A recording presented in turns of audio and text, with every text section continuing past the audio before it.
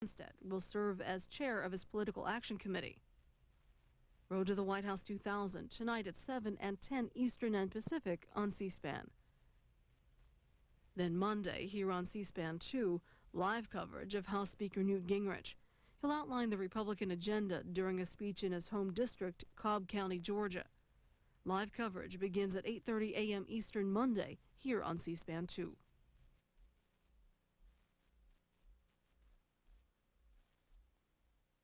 Next, journalists look at media in the U.S., examining issues of bias in reporting, who owns news outlets, and the effects of online services.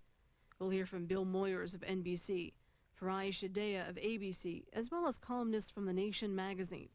It was part of a conference called the Media and Democracy Congress, held in New York City this October. It's about 2 hours. Willing to give her up there in order to have her edit a magazine. In fact, she's even more powerful now because usually publishers hire editors, but the publisher, we never really had a publisher at the time of the kid. We had the marketing director of the youth thing for the whole magazine did it. We decided we needed a publisher, and I said, fine, but I want Claudia to hire the publisher. Okay. Hello. To set up the standard here that she hired the publisher, not vice versa. So Welcome. she apparently has hired one. Shut up. Yesterday. It's good to see you. Thank you for coming.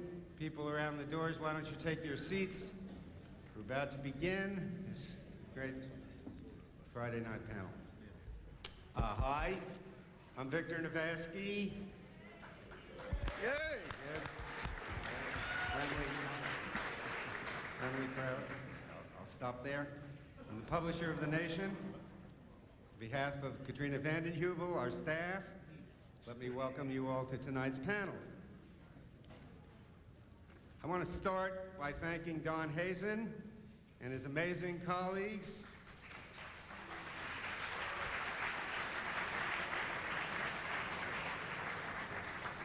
for bringing us all together in this second Media and Democracy Congress. A number of people, including the panelists, have asked me what the real subject of tonight's panel is, and like you, I can hardly wait to find out. Whatever it is, I suspect that this panel is like almost no other at the Congress in one way. Virtually all of the other workshops, panels, and conversations on the mainstream media are about the mainstream media. The idea of this panel, however, is not to talk about so much as to have a conversation, an argument, an exchange, an exploration with, to bring together the representatives and non-representatives from independent, alternative, and establishment publications and broadcasting. And I must say, looking at this distinguished galaxy of folks on the platform, that I can't think of a more appropriate crew to pull this off, and you're lucky to be here. I'm going to plunge into the middle and introduce the panelists very briefly and then turn this over to Bill Moyers. We have with us tonight, second from my left, Katha Pollitt.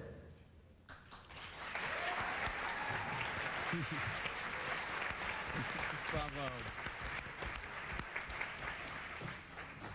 In addition to her famous letters to the editor,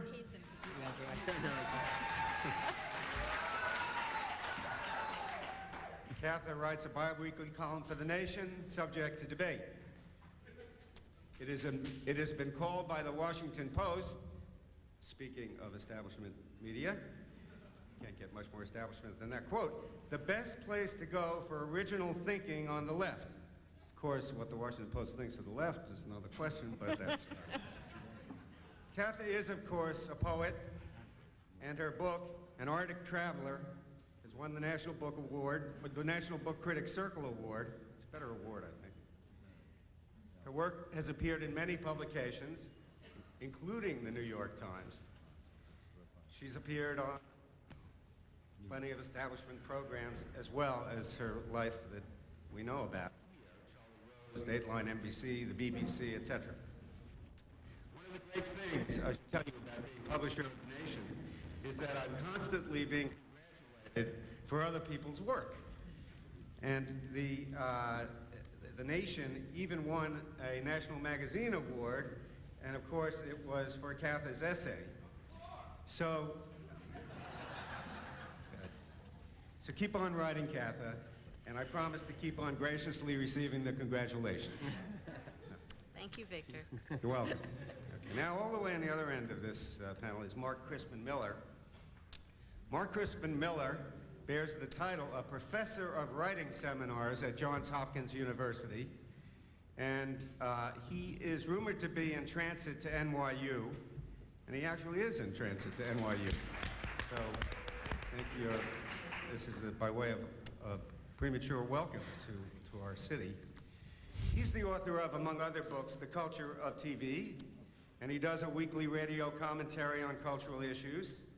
He has written for many journals, appeared widely on television, but his real accomplishment is that he is the inventor of a new art form, the media concentration chart. Now, it is said that imitation is the highest form of flattery, but Mark's media concentration charts in the Nation are not imitated. They are ripped out and posted, stolen, and reprinted. Oh yes, in the New Yorker, the one that asks, what's next? They forgot that it already was. There is, you guessed it, a media concentration chart. But don't worry, Mark, it's not your chart. This time they don't even mention your name, as a matter of fact. So, but if I were you, I'd patent it. So. Walter Isaacson, who is to my immediate left over here, who joined us on the night of Time's closing, for which we should thank him, was named managing editor of Time magazine in January. Last. He's the author of a tough book on Henry Kissinger. His presence on our panel suggests that he didn't learn all that much about the need for establishment powers that be to keep a low profile when he wrote his book, The Wise Men. He may or may not be the wisest person on our panel, but entering this den of radical, dissenting, alienated, alternative journalists, he may well be the bravest. You didn't give me a choice. Walter is a graduate of Harvard and a Rhodes Scholar, but for all his establishment credentials, he's made it a point when called upon to trek down to the Nation and conduct seminars for our interns, who you'll see in the audience tonight. And he has shown an uncommon sensitivity to the importance of the alternative press, so we're glad you're here, Walter. At 28, Farai Chideya, who's to Bill Moyer's left, is too young to have done all the things she appears to have done, not to mention what she's doing. She is an ABC News correspondent and on Good Morning America. She covered the 1996 presidential election for CNN. I'm not going to tell you what she did for MTV or does for Vibe. Her stereotype-shattering book, Don't Believe the Hype, Fighting Cultural Misinformation About African Americans, was in its 8th printing the last time I looked. But that's not all. Farai, who also gives Nation intern seminars, all of you, by the way, are free to apply for a Nation internship, has been named by Newsweek to its Century Club of 100 people to watch as we approach the year 2000. We're delighted to be watching you tonight, Farai.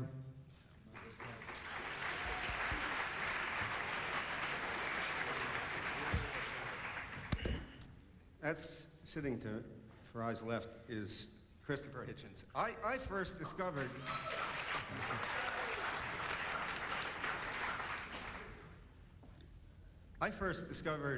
Christopher Hitchens as an elegant byline in the New Statesman magazine, published in from London.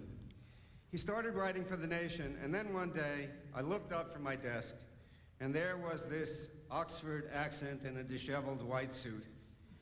And the rest is history, or should I say revisionist history. We actually worked out the first international editors' exchange in history. Christopher and one of our editors changed jobs and countries and apartments and places for 3 months, and then fortune smiled on the nation and Christopher defected. And he hasn't left since, basically. He's the author most recently of The Missionary Position, Mother Teresa in Theory and Practice.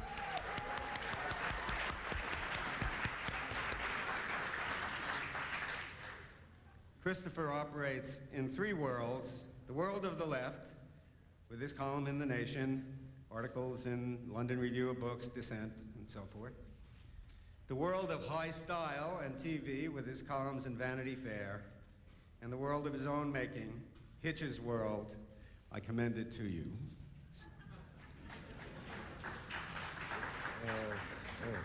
Now, little did I suspect when we invited Bill Moyers to moderate the evening's panel that this most moderate, scholarly, and civilized of TV personalities would prove to be a secret militant. But this afternoon, we were going over the ground rules for this evening's conversation, carefully worked out opening statements, rebuttals, questions from the audience, etc.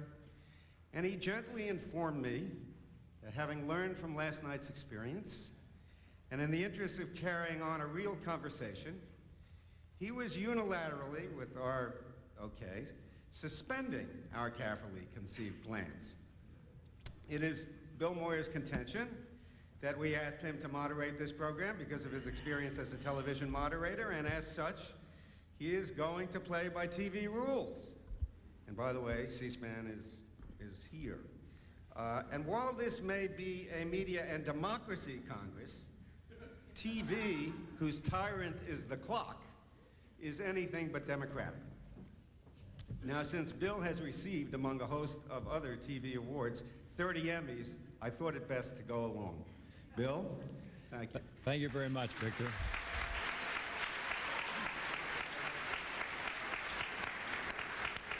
Thank you. I have been curious as to why I was asked to do this. The last time I looked out on a crowd like this, it was from the White House, and you were demonstrating in Lafayette Park.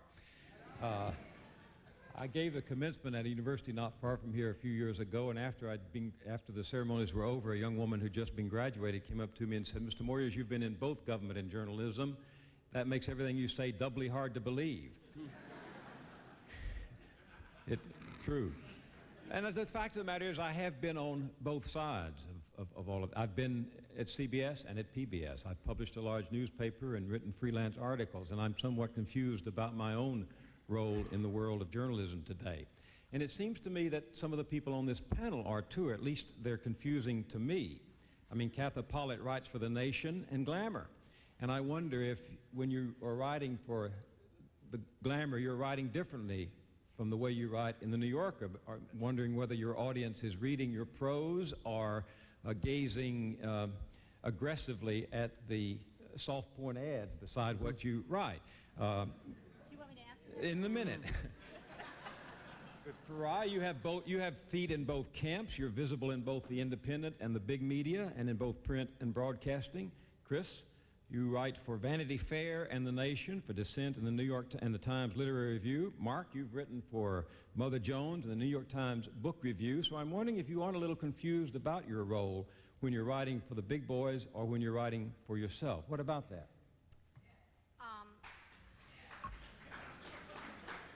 I think that I'm fascinated. I'm fascinated that you brought up those Glamour articles. I told myself I was writing for Glamour as a public service because I was trying to mainstream my feminism and my politics, and I think I did some of that. But what I was not able to mainstream, and Glamour is in some ways a feminist magazine, and in other ways a non-feminist magazine.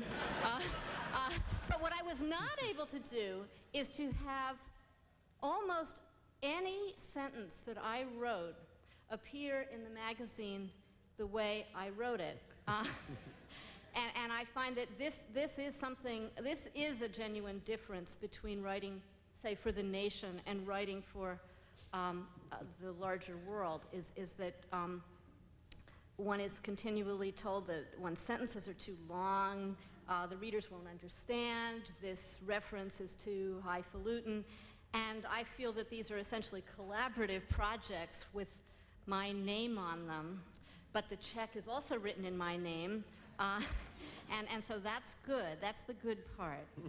But I think that there's a great deal of, you can't call it censorship, or if you call it censorship, that puts kind of the wrong spin on it, because what it really is stupefaction.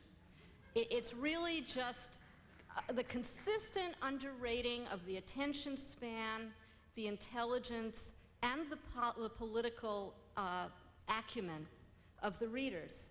And I think this is very, very characteristic of the women's magazines in particular. You know, they are all written by very sophisticated women like me and Farai, who believe that they are writing for morons, essentially. So they're constantly dumbing themselves down, dumbing the copy down, and it ends up being very advertiser-friendly. Well, let me ask Farai, do you feel that way? Do you share that dichotomy? Well, for me, sometimes I feel like for every magazine or for every television show, I have a different voice, and by now I have so many voices going through my head that I should go get it thoroughly examined. But the one thing that I try to do is be consistent in what I'm accomplishing with my work. Of course, bad things happen. Editors say you can't do this story or you can't do it this way. But no matter whether I'm doing something for ABC or for Vibe or in the past for CNN or for an op-ed piece, I try to focus in on what exactly it is I'm trying to transmit, and I also try very hard to at least propose risky stories. And I think one thing that I'm hoping we can do tonight is start at the end of these panels. These panels always end up with a call to action. They always end up with us saying, gee, things are really horrible, and you know, next panel we're going to talk about what we're going to do. And I think that we really need to start now. And for me, there are some very specific things that we need to do as a group, but also individually. And because the question was about how I relate to my work, individually I at least try to propose stories that my editors will probably find either unpalatable or unworkable. So today, you know, we've got Danny Schechter's book out. I brought it in to work at ABC, and he has a little no ABC sign across his complimentary CD, and I brought it in and I said, hey, check this out. And you know, who knows, something may happen. I don't know, but at least I'm trying. And I think that self-censorship is a lot worse than the censorship that's going on. I think there's such a tendency to say, well, they'll never go for that. Well, how are you going to know unless you try? But the issue, the point of the question was, does writing for a conglomerate, Christopher, change your perception of your role as a journalist than writing for Navasky at The Nation? The question is whether one can have anything both ways. I mean, for example, in this hall, or at least in this building, Jose Marti came to address the memorial meeting on the death of Karl Marx. It must have been about 109 years ago. And the name Marti is probably known now to people in America, if at all, not as the liberator of Cuba and as the battler against American imperialism, but as the brand name of junk propaganda pumped south at taxpayers' expense by the Clinton administration. So having it both ways is partly being in a position where you can tell a mainstream audience what they don't already know about their mainstream government, which you couldn't do if you were just saying it in, say, The Nation. My own view about this is that it's not for me to say. It will be for the readers to decide whether the degenerate they see and read, sometimes on the television, sometimes on the radio, sometimes on the page and so on, is or is not a person of any principle. I place myself in the safekeeping of such audiences I've been able to attract. I leave the question with them. If I'm asked what is my own still small voice on the factor, it would be this. Peter de Vries quite a good novelist, now deceased. Maybe some of you used to read Peter de Vries. He was a New Yorker type fictionist, good man. Pulled off the remarkable trick, actually, of being able to write both tragic novels and comic novels. If you read The Blood of the Lamb, for example, it's very hard to read without weeping. But if you read Mackerel Plaza, even by yourself, it's quite difficult to read without hysterical mirth. Anyway, de Vries was once asked what were his ambitions as a writer. He never, I suppose, was more evaluated than as a minor writer, and he said, well, my ambition as a writer is to have a mass audience large enough for my elite audience to despise. That will do me. That'll do me. If I was there now, I would think this question even less hostile than I do already. Well, let me... Let's try it this way then. Some people feel that, you know, that one of the big story of the day is the triumph of radical capitalism, capitalism untethered by any moral moorings, capitalism that honors no boundaries, capitalism that is its own reason for existing. And I wonder, Walter, since you work in the heart of the capitalist establishment and are a graduate of both Oxford and Harvard, both establishment institutions, could you commission one of these independent journalists to write a critique of radical capitalism for Time magazine? I've just been trying to talk Katha into writing some stuff for us, so we can. I do think that there's a diversity of voices that you have in the media, and a diversity of media that doesn't create the type of grand repression of voices that people sometimes like to talk about at these panels. In fact, I'll plead guilty on Mark Crispin Miller's chart. He did that chart on media conglomerates, and he had the whole section on Time Warner. He said, we're putting it here in the Nation because you'll never read about it in a Time publication. So when the Turner deal came through, we did have somebody who happened to be our one of our business writers do a piece about how thoroughly dumb the deal was and what a mess it was, and we reprinted the chart, noting that the Nation said we'd never reprint the chart, because I just like Victor Navasky and like to give him a little bit of publicity now and then. But also because I think that people are pretty damn smart. They know what they're reading. They know the media they're reading. I happen to think we have a smart enough audience. And you know, there's always this talk about we should despise the notion of a mass audience, and then we move on to we need to make the media more democratic. Well, I think that's a bit contradictory. I think you got to trust the readers, give them all the information, you know, that not hold things back, and you'll get a big audience, and there's nothing wrong with getting a big audience. I know that didn't directly answer your question of whether I'm going to get Katha to write about the downfall of capitalism in the 20th century. She accepts. I think there are lots of threats that are happening to capitalism now that range from everything from Microsoft to you know, various ways the economy works, and I hope we cover those well. And I don't know, I'd love to, I like getting feedback when we're missing stories. What about it, Mark? Is there, you did the chart, is there more or less diversity in journalism today?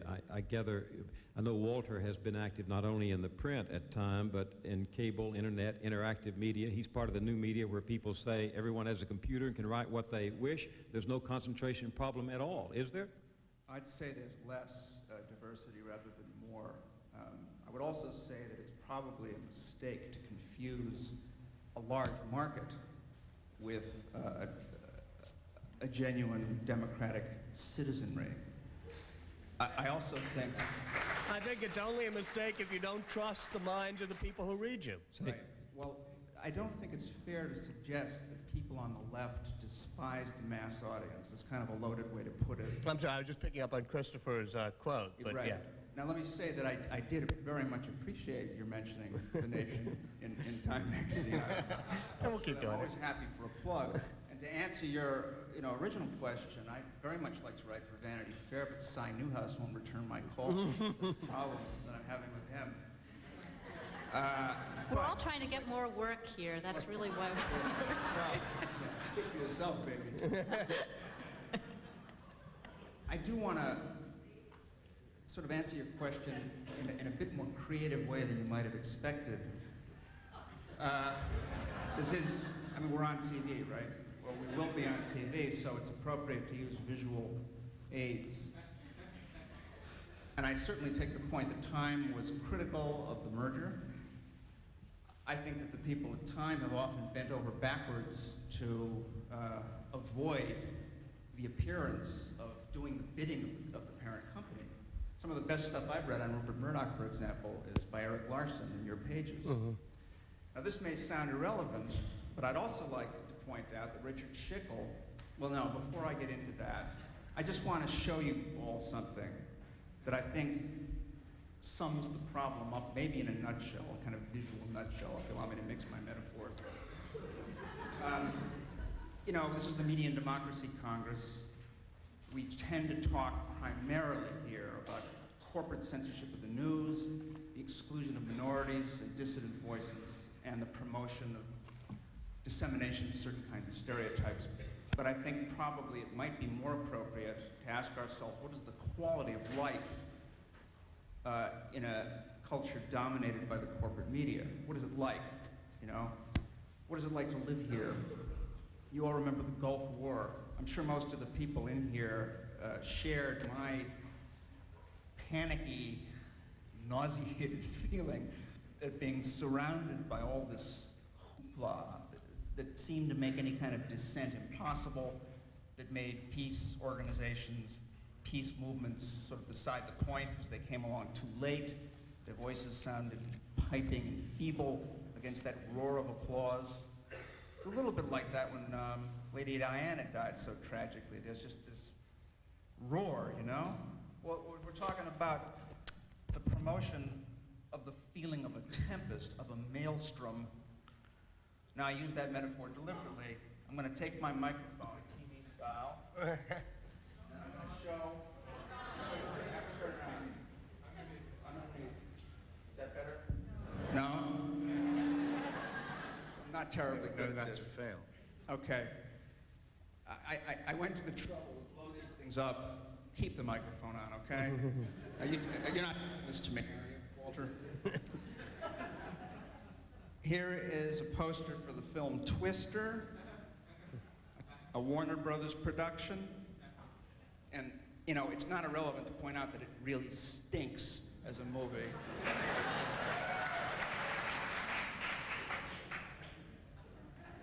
Now, wait a minute, Mark. I mean, this is a direct attack on my integrity. Well, And I want to, let me answer it, okay? okay. We put movies on the cover.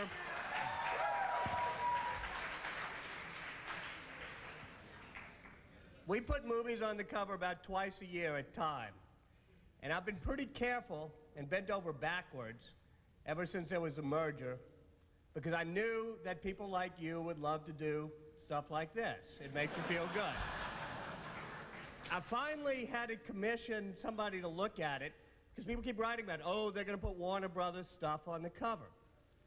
After Newsweek had done 14 covers involving things of Warner Brothers, and we had done one, and the one we had done at that point was an attack on violence in music when the music rap stuff was going on, and it was a tough piece. I finally said, okay, I'm going to quit bending over backwards, never to put anything that might have come out or been distributed, in this case, by Warner Brothers. Now, I can give you 14 other things that we've put on. Most recently, whatever, that's 7 Years in Tibet, which I can't remember who put it out, but it was, if you're saying that I've lost my integrity, I'm just going to put Warner Brothers stuff on the cover, I hope you have better proof than one little visual. Walter, first of all, I'm not saying that about you. Then what are you saying? I'm actually suggesting that this is an inappropriate subject for a cover story on a major news weekly. That's what. All right, what is it? Let me ask you, what is that cover about of Time magazine? Well, the cover is about tornadoes. Right. Right. Well, you don't mean to. Now, see, I'm not saying that you put this on the cover to push the film, because It was tied to the movie, just like when we do various covers, be it on dinosaurs, when the movie about dinosaurs comes out. It may be quite nice to write for magazines, you know, and never get to write for Cy Newhouse because you're too pure ever to write about dinosaurs when a dinosaur movie comes out, or hurricanes when a hurricane movie comes out. But we do that because our readers want it, and our readers like it, and it's a very informative way to talk about anything from the, you know, twisters to dinosaurs. We do it about twice a year, and I don't think I have to make apologies for it. How close together are those two articles published? Which one? How close together? Two. Which two? We do covers on movies when those movies come out. We did 7 Years in Tibet a few weeks ago when it came out. We did a cover story about tornadoes when that came out. We did a cover story on dinosaurs when the Spielberg movie came out. I don't like doing pure entertainment covers. What I like to do is every now and then there's a subject that comes. Well, yeah, they're tie-ins because they are a way when a particular topic, whether it be Tibet or dinosaurs or whatever, happens to be on people's minds. We live in a culture that when a big movie comes out, people start talking about that topic. I'm not particularly interested in doing stories on movies. So I say, let's pick what's behind the movie. I think another movie story we did when the movie came out was on First Wives Club, which dealt with, you know, the sociology of that. We don't do the stories about the entertainment. What do some of the rest of you think about this dialogue? Christopher? I think Walter should have protested earlier on when Victor said that his book on Kissinger was very critical, whereas in fact it was, as we both know, Walter, very lenient. That's when you should have sprang up in your own defense. You're not here tonight. You're not here to defend your corporation, and I think it's very decent of you to do so. But I don't think Mark was trying to put you on that spot. Look, all of you here are complete suckers. You could be at home now watching me on Larry King, which was recorded on Wednesday in Los Angeles, and you can see, instead of watching me now, prosing on, you could be watching me debating with Frederick Forsyth about whether Britain should still have a monarchy. A question about which, as you know, public opinion has been polled and found to be insatiable. One day, Larry King, one day, it will come. There's no reason it doesn't come yet. One day, Larry King will do a program about should Alan Greenspan be in charge of the Federal Reserve. It will happen. One day, opinion polls will call you up at home in your kitchen and ask, is the Federal Reserve's money supply policy too tight, in your opinion? There's no reason that they don't do that now, is there? It's as relevant to you as... In the meantime, I'm sorry, you'll just have to be told and believe that this happens to you this way because of public demand. Why did you go on the show? And if you didn't demand this, it's just your fault that you're getting it, okay?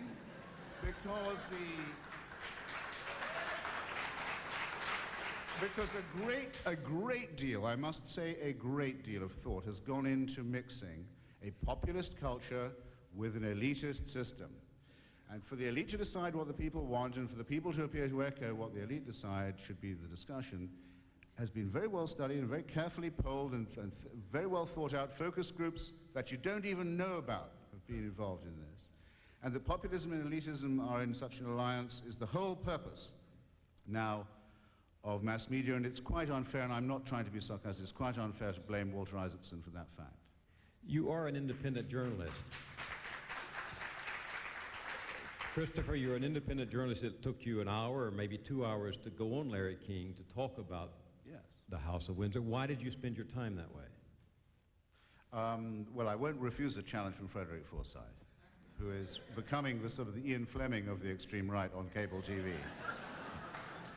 And I won't miss a chance to go on Larry King, because if you say no, you see, if like me, you spend a certain amount of time saying, well, the main purpose of mass cult and most of mid-cult is to create the impression of a consensus whereby we are the subject and the object.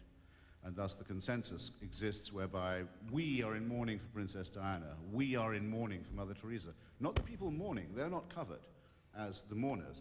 We are all told that we are part of this we. So a consensus 100 miles wide and a millimeter deep is created.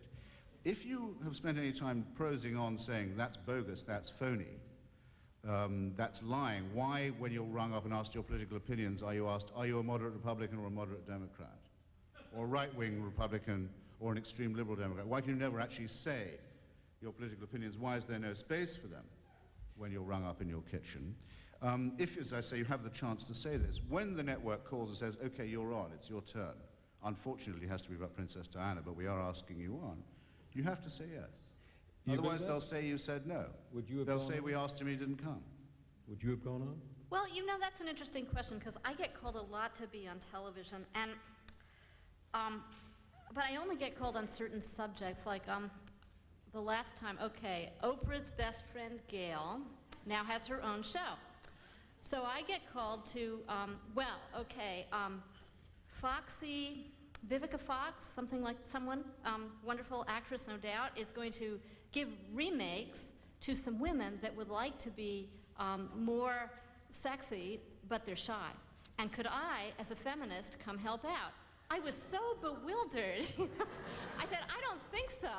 I said, and covenant marriage, I was very much in demand around covenant marriage, and I did go on, I went on Nightline to discuss covenant marriage with Ralph Reed. And I had a bit of luck because Ralph Reed got lost trying to find his way to the studio in Atlanta, so he was maybe not as ferocious as I was thinking he would be.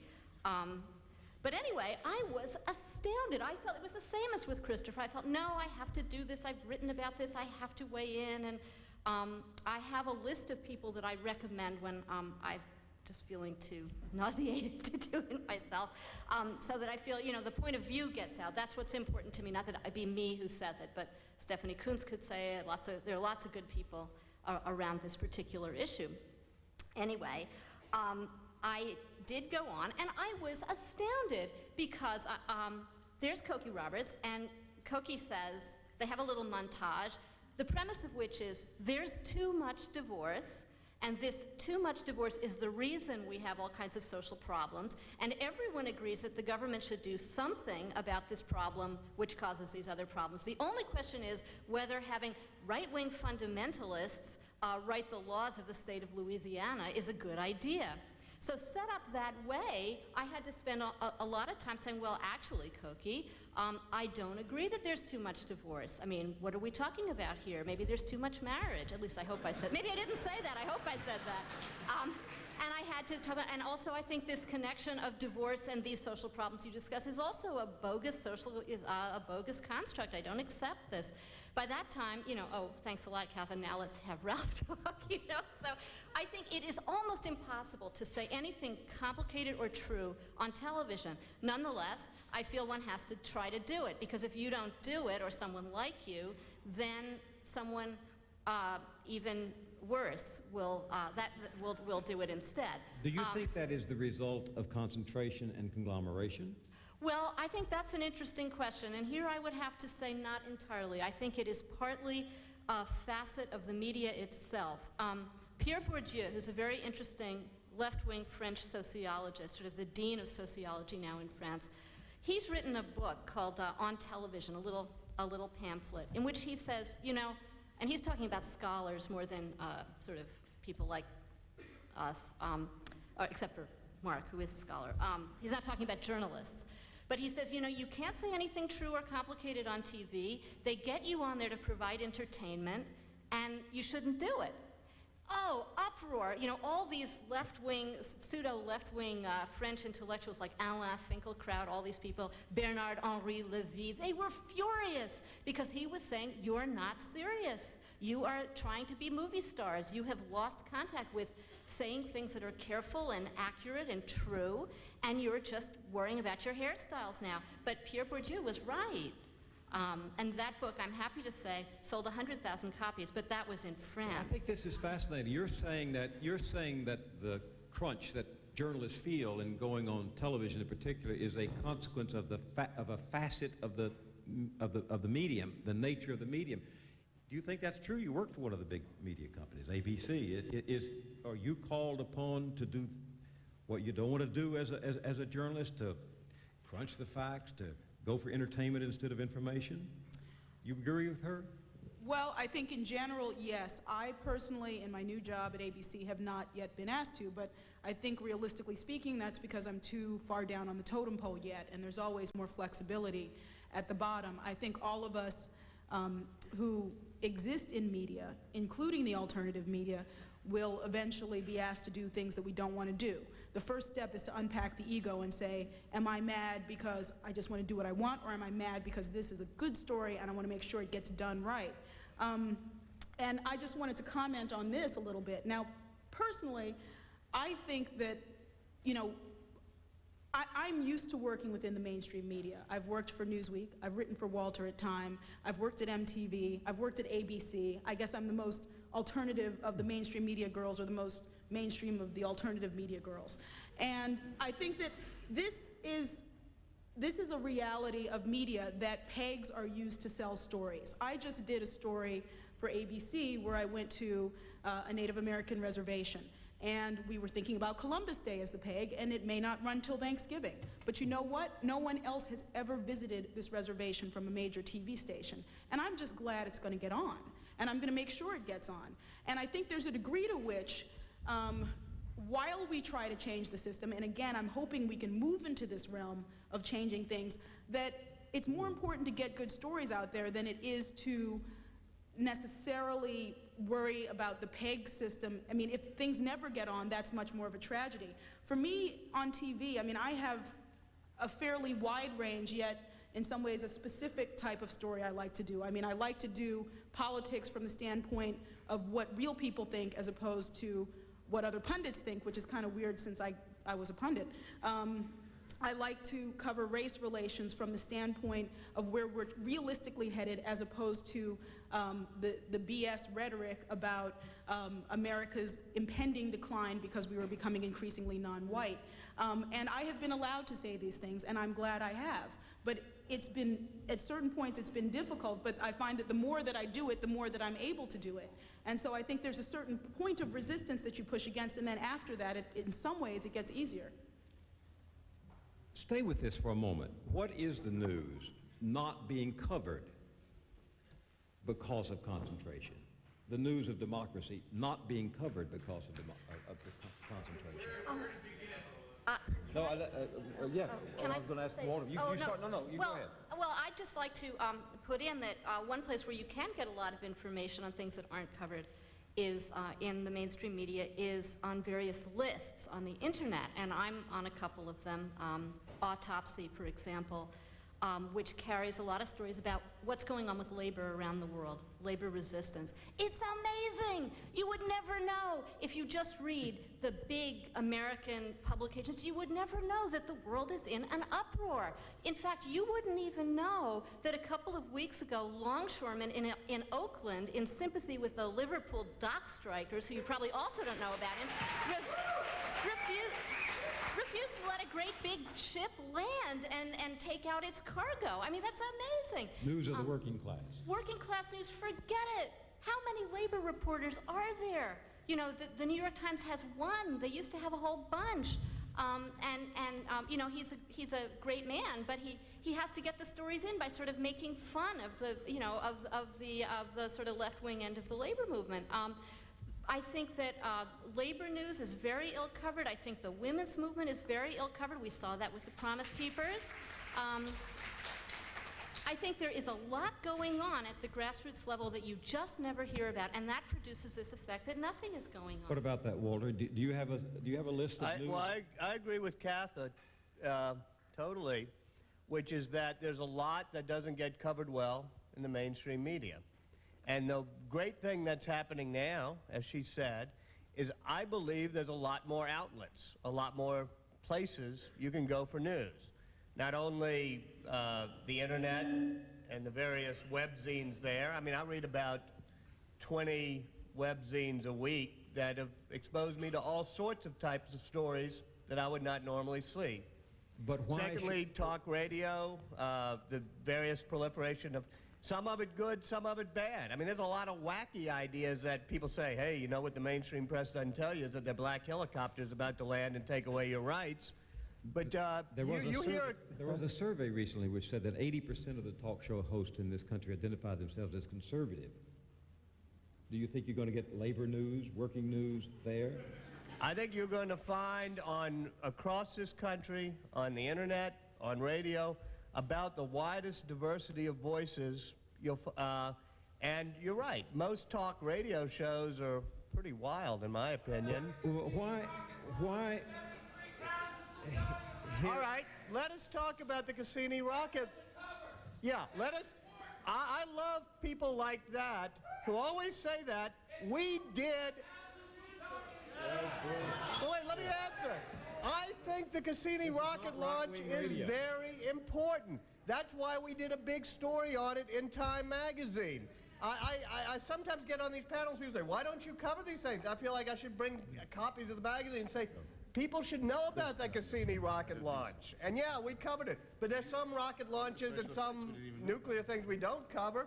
And that's why I do think it's good to have a diversity of voices in this country. You can say, look, you can say that some things might not be covered, given a certain political bias, but John Kasich, for example, is the only person in Congress who's ever suggested abolishing corporate welfare, the MX, or the stealth program. What you can say, conservatives may or may not do certain things, but you can say one thing for absolute certain: if the liberals are in charge, none of these things will be allowed to come up, okay?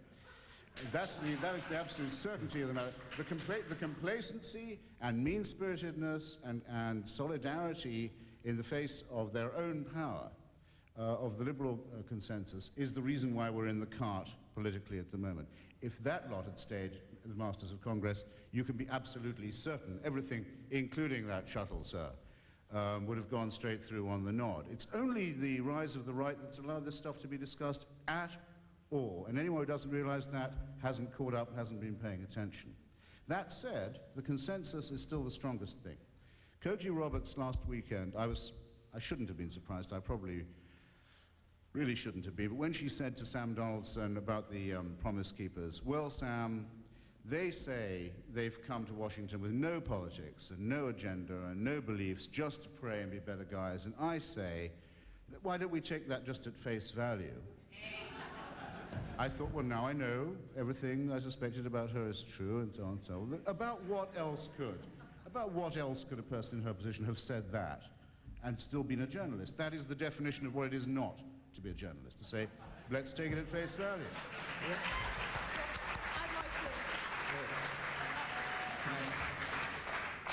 Mark, and then... Okay, I just want to address these issues. First of all, there isn't all that much diversity out there in the media. This is a kind of, well, this may be the most important myth of the era of the information superhighway. There's a lot of stuff on the internet that's true, but the internet is daily becoming more and more commercialized.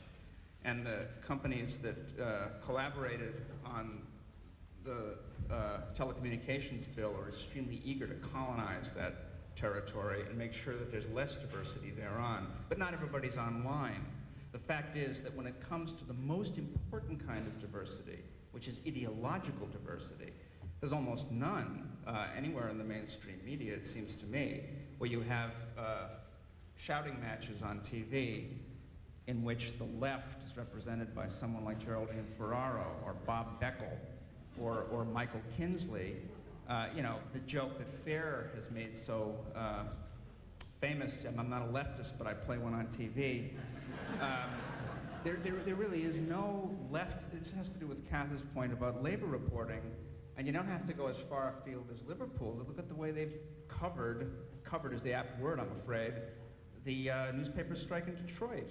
The fact is that there is no real ideological diversity in the mainstream media. A few liberals are allowed to sound off from time to time. I just want to quote Dr. Goebbels for a moment, because he's always good for a little insight into the way things have gone. I know that sounds inflammatory. No, not particularly. Not particularly. Well, you're the authority on that, Christopher. I recommend, well, there's a biography of Dr. Goebbels that came out a couple of years ago. He says about the purpose of Nazi propaganda. Banned biography. not David Irving's. We can argue about that some other time. This is a good biography. He says at one point that one of the purposes of Nazi propaganda is to present an ostensible diversity behind which lies an actual uniformity, okay? Now, that's not unlike what we have now. I mean, one of the standard comebacks people will lay on you when you offer media critique is, well, you know, look at all the magazines on the newsstand, look at all the cable channels you have. There is a kind of dazzling multiplicity of seemingly different offerings, you know, and yet when it comes to the true ideological diversity and real debate, in fact, there's really nothing on. And I would say, as far as the right wing is concerned, because Bill, you mentioned the fact that the majority of radio hosts are consider themselves conservative, so to speak. I would say that this is echoing something Christopher said a moment ago, that much of that right-wing sentiment is in fact crypto-populist sentiment. When it comes to the media, the vast majority of the American people are distrustful, highly skeptical, to the point of paranoia. It's true. They do talk about the black helicopters. That's true. But what do you expect people to think? When the government and the mainstream media are constantly lying, most people will tend to believe any kind of lunatic theory that comes along that can be used handily to explain what's happening. Did you say the mainstream media are lying? I would say that the mainstream media constantly carry official lies, yes. It's a kind of echo chamber. Well, I mean, look at the Gulf War. I use that as one example. It wasn't peculiar to the era of Vietnam. It does happen all the time. The media is used as a kind of an official echo chamber, you know. But I would just conclude by saying this, because this is the Media and Democracy Congress, and most of the people in here are progressives. The left has really dropped the ball so far when it comes to connecting with the mainstream on vis-a-vis the media. Only the right wing has exploited this widespread distrust and fear and economic insecurity, and you know what the main theory of media ownership is on the right. Go out to the internet and see what the theory is. You know the theory, speaking of Dr. Goebbels, it's that the media is a Jewish conspiracy. Well, they should be told that it's a capitalist conspiracy, and it's not a conspiracy. It's business as usual. Parag? Well, I wanted to follow up on what Mark said and what Christopher said in terms of the ultimate sin for journalists is taking things at face value. And because I'm interested, I mean, I hope that we do get to talk about solutions because it's crucial. Here's a couple of possible solutions. The first one on the face value issue is to demand, I think that we should demand equal follow-up. So if a story is particularly bad, particularly lacking, particularly, disreputable, we should demand that the follow-up be as large as the original story. Now, Charles Murray, when he wrote The Bell Curve, went around saying that he would be shut out of mainstream media. And he said this as he appeared on the cover of the New York Times Magazine. And he appeared on the cover of the New York Times Book Review. Now, this article is one that appeared on the New York Times editorial page, and it says, "The Bell Curve revisited by scholars, its noxious claims refuted 3 years late." And if you weighed the paper ounce for ounce, I would wager that this is about 1/100th of the stuff that was printed when his book came out. And it talks about the ways in which his statistical analyses were completely and utterly baseless. I think that we need to demand adequate follow-up, equal follow-up, when stories go completely unchecked. A couple of other possible solutions, I'm just going to throw these out and we can hopefully follow up on them later. Do we, people who care about a progressive media, which is inclusive of the points of views that don't exist right now, want to create new networks? Is the problem that the networks that exist, or is the problem that the left doesn't have a network? Are there ways to disseminate information within ourselves and reach into the mainstream populace? Do we want to build pundits or to build editorial networks? Even though I've been a pundit, being a pundit means you get up, you say your piece, you leave. You don't set the tone for the cover story. You don't set the tone for the first story that appears on the nightly news. So that is another question. Do we need to influence more of the ranks? Do we want to do media education for younger people? Because there's this huge drop-off of people who are in their 20s, people who are in high school who just don't watch the news. They know that it's flawed and they don't care. But you know what? If you don't watch it, you can't critique it. You can't say, I mean, you know, if there's war crimes going on somewhere, do you want to say, well, gee, I'm sure they're terrible. I really don't want to find out what's going on. Or do you want to find out what's wrong so that you have some hopes of fixing it? So do we want to find ways to create critical media consumers in the next generation? And these are all things I think we need to think about and move forward on. Well, let me just give you a brief roadmap of the evening, because you say we should talk about solutions, and we will. But if we had taken opening statements, we've been going about 30 minutes, we'd only now have gotten to this discussion. So we decided, and the panelists agreed, to drop the opening statements. I'd like to continue this general discussion on concentration and its impact for a few more minutes, and then we'll take some questions, and then we'll come back to the panel for a final round. We still have another hour to go, because we did get started late, and you were guaranteed for the price of admission at least a 2-hour show. Let me try it this way.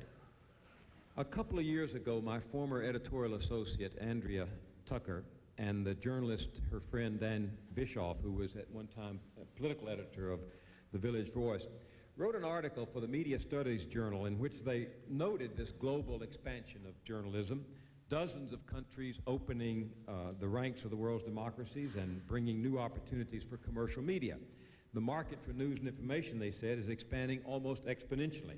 But this commodification of information, they wrote, has not led to more journalism about public affairs, but to more entertainment. Internationally, journalism, and I'm quoting, is not so much the fourth estate of government as it is a division of the entertainment industry, and a decidedly minor division at that, somewhere between Entertainment Tonight and the mailroom at MCA.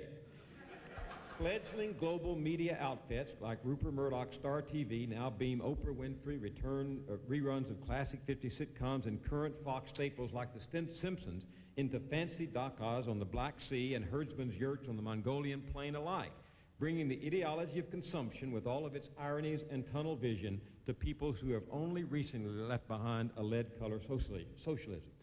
Their conclusion was that the result of freedom and capitalism were the commodification of news and information into entertainment to please people and not to engage people. Walter, what do you think about that? I do think we've gotten too much into entertainment in the news business. And I know we have a Time magazine, and I'm going to try to steer it away a bit. On the other hand, I think to say that, as this seems to imply, that by giving people what we want, we talk down to them or just try to be entertaining, I don't really feel that's true. I think that people actually want some good information, that that if you pander to them with pure entertainment stuff, and that's why, frankly, I am a little bit defensive about covers like that, not just the Warner connection or whatever, but our movie covers and stuff. I think we probably do a little bit too much entertainment coverage, and I'd like to recede from it a bit. Why do we do it?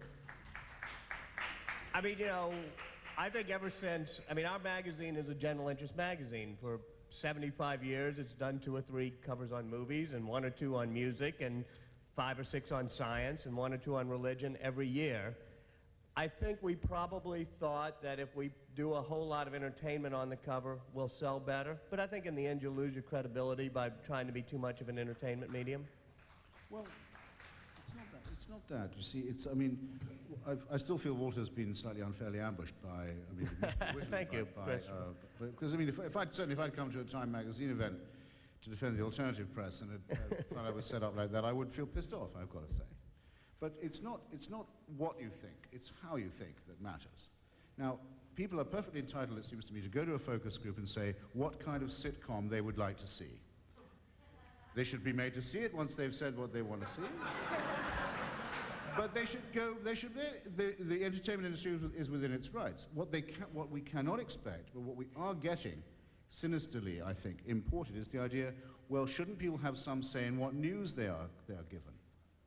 Now, news by definition is what you don't know already, and you might not even like when you get.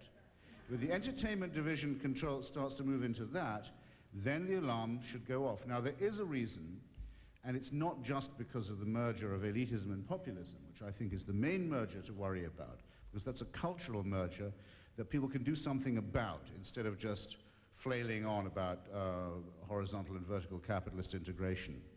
There's something they can do with their own minds. They can resist it, for one thing. The merger of elitism and populism, of course that's why you will be rung up and asked, do you think taxpayers' money should be spent on the NEA or not? And you will never be rung up and asked, should it be spent on Radio Marti, the stuff that defames the man who I mentioned earlier spoke so brilliantly in this hall a century or so ago. That's because of interest, same as the Detroit newspaper strike. Class interest will determine a lot of things, but it won't determine everything. Some things can actually be husbanded by good taste. Now, there is also something called journalism, and it's practiced by journalists. The journalists who were pulled out of Baghdad by their networks before the war began didn't have to leave if they didn't want to, okay? Their networks said, come home. They came home. It was a disgrace to the profession, to individuals, and to the practice of journalism, that they all did what they were told, and their networks did what they were asked to do by the Defense Department, okay? That's something that shames every member of the profession. They can't blame it on conglomeration. Only Peter Arnett refused. Now, a number of people, including some good friends of mine, decided to stay in Sarajevo. They said, we don't care whether people want to read about Bosnia or not. We don't care what your focus groups have told you about Bosnia or not. We think it's important. We're going on strike. We remember why we joined the profession. We'll stick to it. People are, in other words, we mustn't act as if we are resistlessly in the power of some mechanism. We are not. And I think it's very important that the conglomeration not be made the excuse for the surrender of all aspects of courage and taste. I agree with you completely about journalism. I would, however, suggest that it isn't really necessarily defensible for all of the culture industries to be guided alike by market considerations. In other words, consulting people about what they want to see. Say what? Beforehand. I mean, maybe it will lead to hilariously funny and groundbreaking sitcoms. I sort of doubt it. In the current TV season, there are, I think, 65 sitcoms, and you may have a hard time mustering up a feeble chuckle from any one of them. If you'll excuse me, I was just saying that was what shouldn't be allowed to be the standard for everything. Well, I thought you were going to say this again. What shouldn't be allowed, that implies somebody needs to make sure it doesn't happen. Who would do that? Well, I don't know, as long as it's not suggested that I said so. I mean, I do think individuals, after all, certain things have to be written by people, can't be still yet written by machines and so on. Well, who will decide, I don't know. But it's not a question so much of who will decide, it's a question of whether or not enormous, heavily indebted parent companies should be able to exert so much pressure on so many culture industries. We're talking about the movies, TV, radio, music, the pressure on them to turn an immediate huge profit right away from the largest possible audience has brought us to a point of aesthetic enervation. And the fact is, the stuff's not that popular. Hollywood's not doing well. The music business is not doing terribly well. Certainly, God knows, the book publishing industry. But they're doing better than the nation. Sorry? They're doing better than the nation. Hey, wait a minute. Wait a minute. Katha? We have 15,000 more subscribers than the New Republic. And nobody would say that the New Republic is irrelevant. So let's not hear that about the nation. I meant financially. Oh, financially, well. You'll have to talk to Victor about that. But, you know, I'd like to just throw a little spanner into the works because, you know, I agree about, you know, conglomeratization, it's bad, entertainment, it's bad, but the fact is, if you roll the scroll of time back, it wasn't so great before. There's an illusion here, which is the illusion that if we could just get, you know, like say, instead of Time magazine being run by whatever big corporation owns it at the moment. It was still being run by Henry Luce. Well, when it was run by Henry Luce, we also had a lot of problems with it. It also was full of government propaganda. It was used as a back channel for all kinds of things. It upheld a certain kind of stodgy notions of, excuse me? It was a pro-fascist. Well, yeah, there was that, but yeah, that. I mean, it was awful. It was just awful. And so, and I think if you look back, it's very interesting. If you look back, say any murder trial, any famous murder trial from like 50 years ago, 100 years ago, whatever, the coverage of it is always unfactual. The coverage of it is always dictated by the passions of the moment, or whatever the ideas of race or gender or a class or stuff like that. It's never accurate. Historians always say, oh, well, that was a lot of lies. That was the news then, and that's still the case now. So I think there are problems with the mass media that don't have to do with its ownership and don't even have to do with its advertising, although that's, of course, very important too. We haven't even gotten into that. But that have to do with the social function that the mass media performs in a mass society, which is some weird combination, in my view, to overstate everything and insult everybody, is some weird combination of pandering to people's sadomasochism and their prejudices and enforcing the government's ideas of the moment. And that doesn't have to do with who owns it. It has to do with what it's for.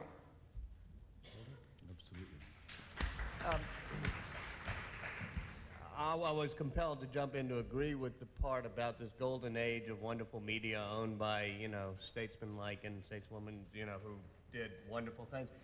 Having been in a magazine that's owned by a corporation, I know I can argue as much about all the various, pressures in a corporate environment, but I also know that you can look at various single owners of magazines, be it, I have two friends, Mike Kelly, who just got fired at the New Republic for his political views, and Pete, who got, fired at the Daily News.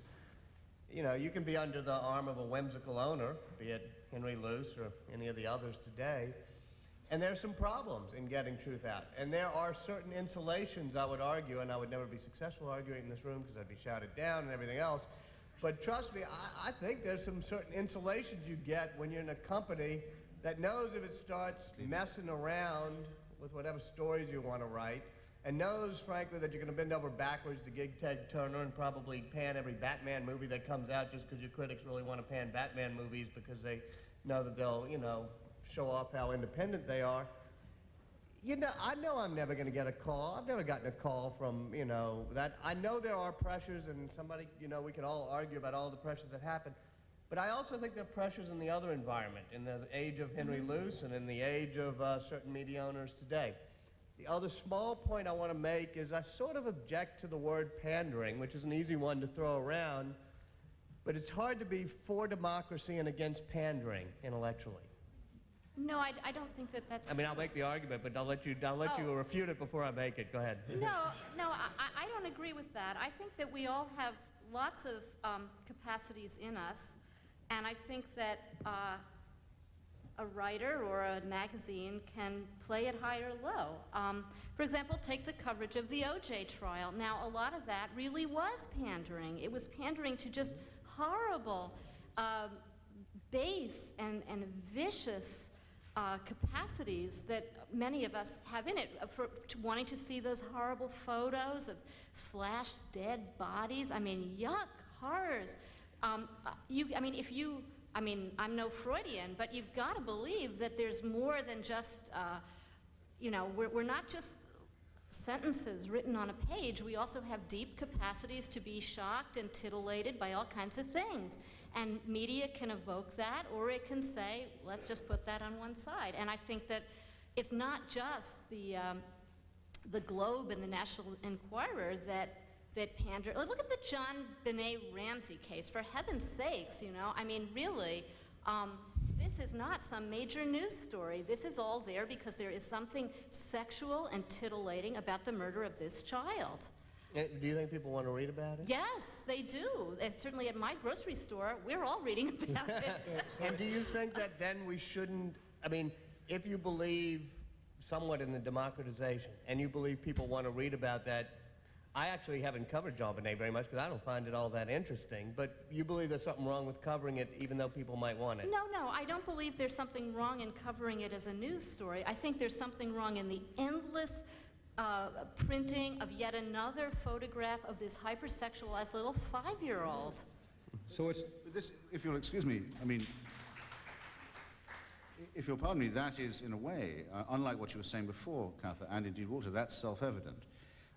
I'm trying to keep the focus where you had it for a second, on the writer and the reader. When I became a journalist, I did not imagine I was joining a business that was run by a collective, okay, or owned by one either, or read by one, as it happens. I didn't think any of that. If any of you did, you were sapped too, okay?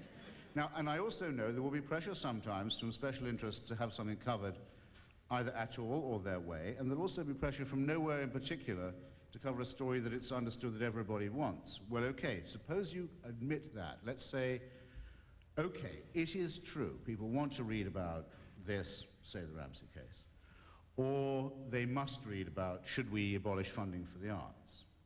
That doesn't mean you have to write about it in the way that is dictated to you. You don't have to say, we are all passionately concerned about our JonBenet, for example. That's not mandated. You have a cortex of your own.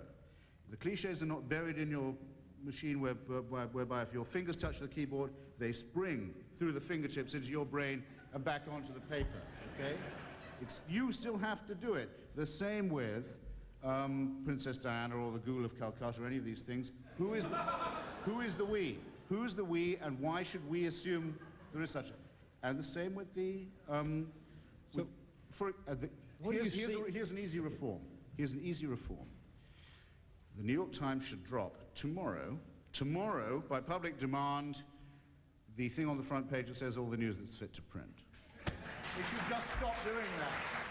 It should be ridiculed until it does, and its Washington reporters should once, just for an experiment, use the word partisan as if it was not a pejorative, and the word bipartisan as if it was not an automatic compliment, okay? It's in the language. It's in the language. They say, nasty outbreak of partisanship today, but soon bipartisanship regained its throne, so on. what do you... Have you ever seen those two words used any other way? Yeah. Does the New York Times ordinarily tell you, my God, if it goes on this way, we'll be a two-party state instead of a one-party state? Normally it would indignantly deny that the United States was a one-party state. In its language, it affirms the contrary. Look to the language. Look to yourself as readers. When did you last protest about that? When did the corrections box last make that correction? When did anyone else ask it to? When did you last embarrass or try to embarrass a New York Times reporter for lying in the way that he and she thinks and speaks and writes? That's where the enemy is, and it's culturally faceable. You use the word writer. What do you think your role is as a writer, as an independent journalist? To say that the truth never lies, but when it does lie, it lies somewhere in between.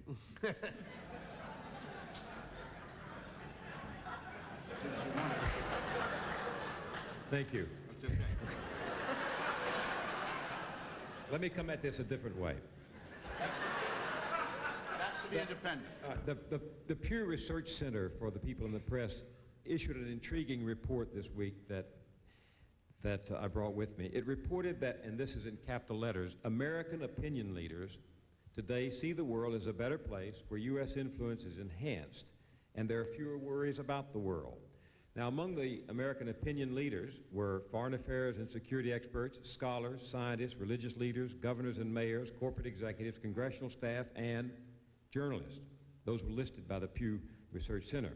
And these opinion leaders are much more confident than they were 4 years ago about the state of things and America's place in the world. But in the same poll among the general public, it's a different story.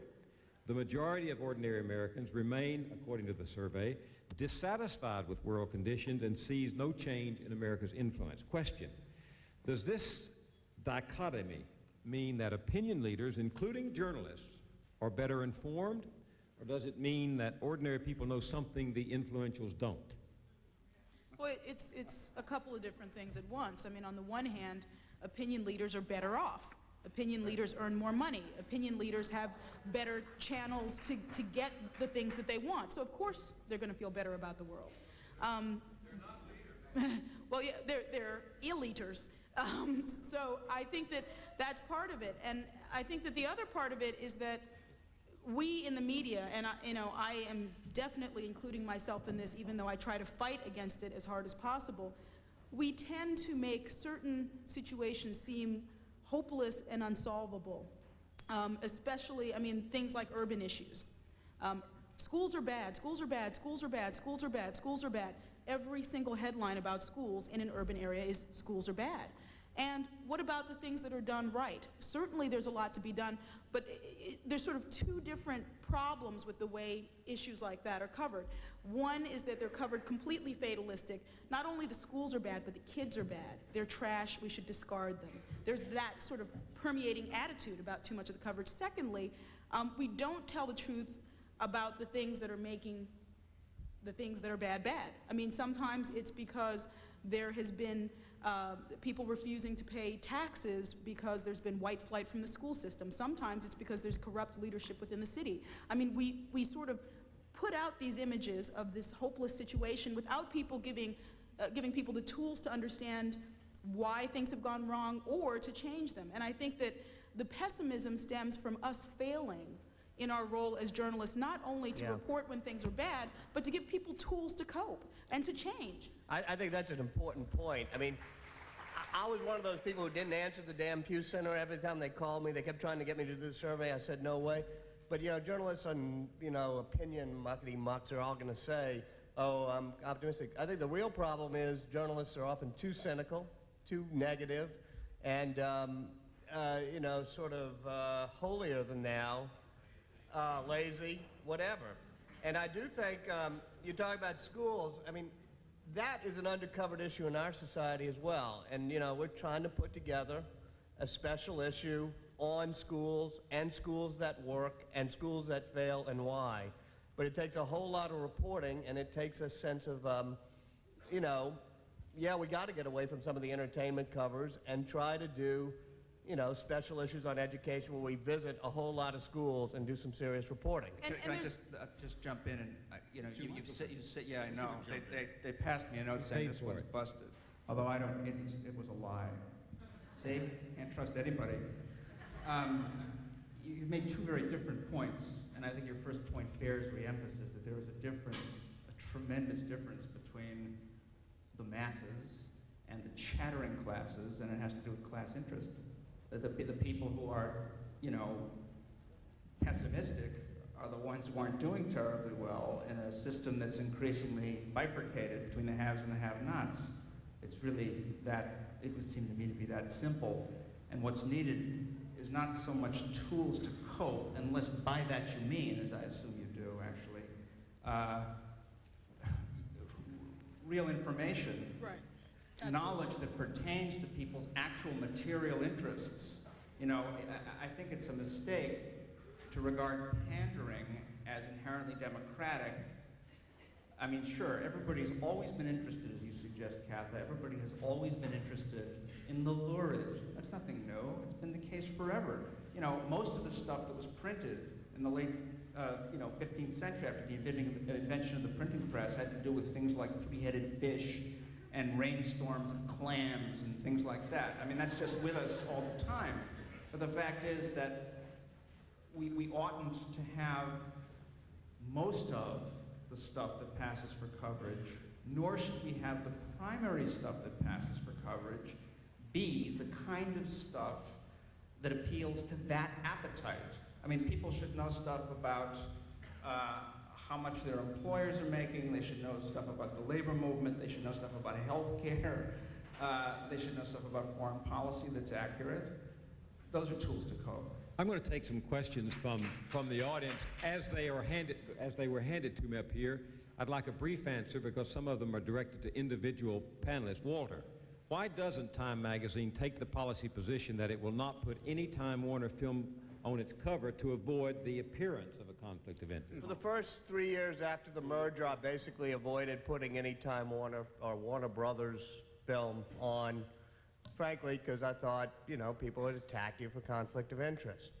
At a certain point, after I printed the chart saying, hey, here we are, we're part of a corporation, and after I looked at, you know, various, you know, other publications and they started doing it, I figured as long as I said up front, whenever we mentioned in a prominent way something that was done by some distant, you know, some other cousin in the corporation, hey, this was done by Warner Brothers. If you want to throw the whole thing away right now, go ahead and do it.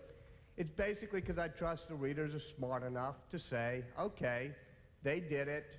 You know, maybe it's a deep, dark conspiracy they have, but maybe, you know, at least they were honest with me. Farai, do you think you could cover Disney's profiteering from sweatshops on ABC News now that Disney owns the network? Well, I'll try. I mean, that's incumbent upon me, and I think that's what I was talking about when I first started talking about censorship versus self-censorship.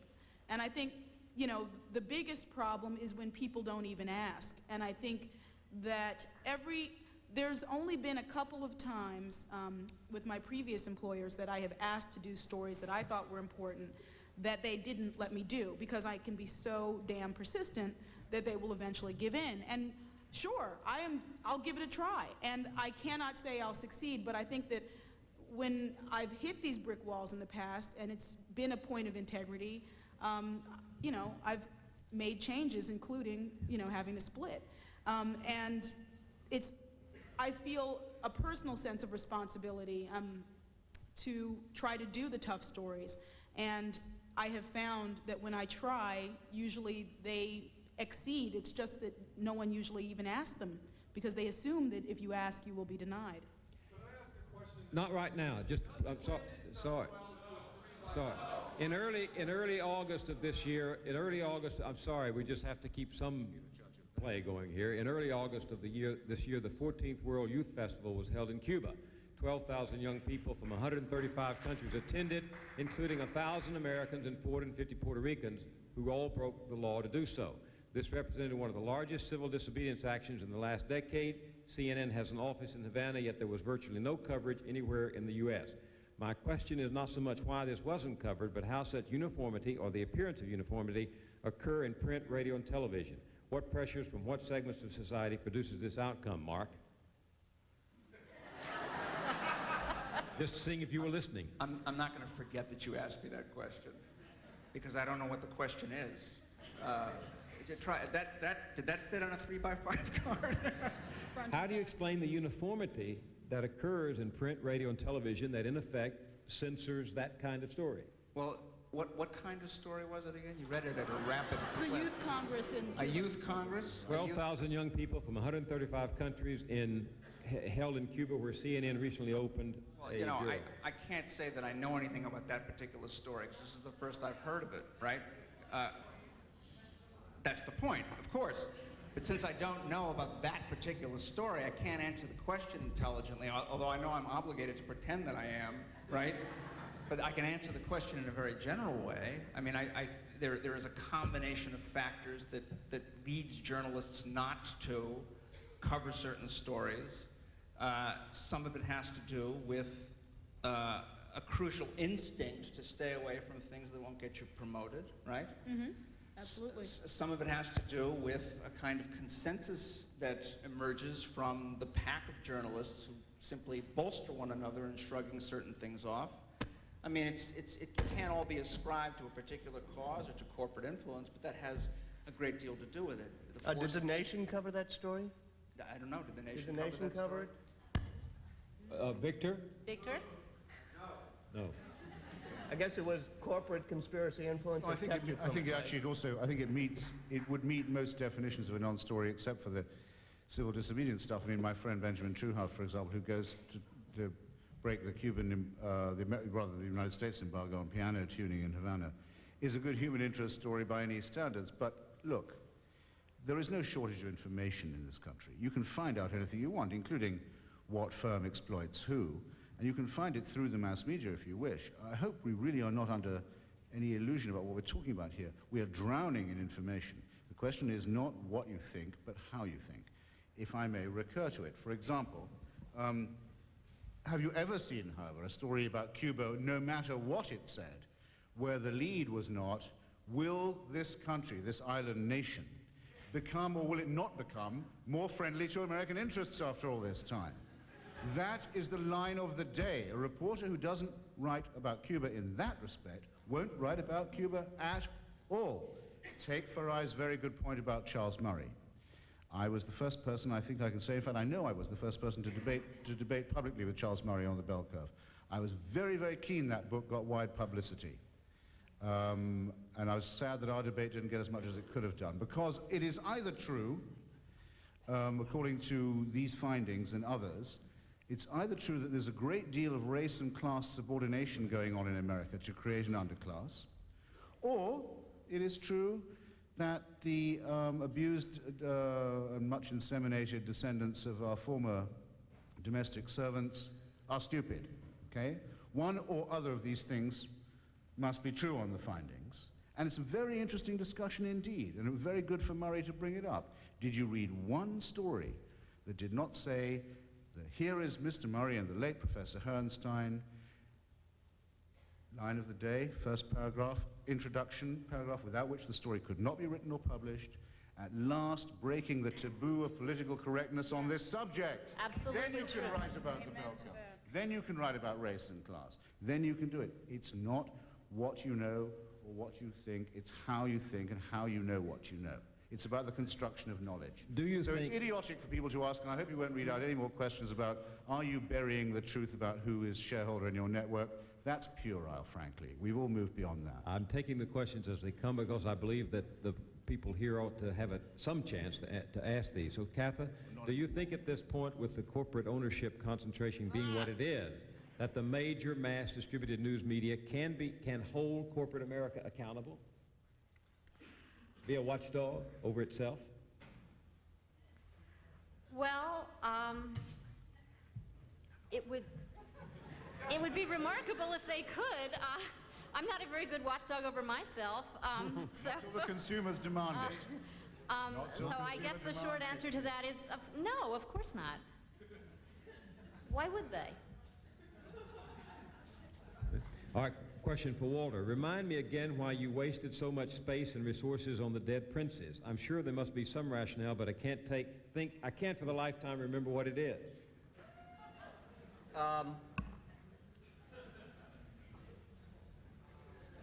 We did not do, I mean, we did two issues. Two covers. Yeah. Look, this thing, there are rival magazines of our competitors who've done 4 or whatever.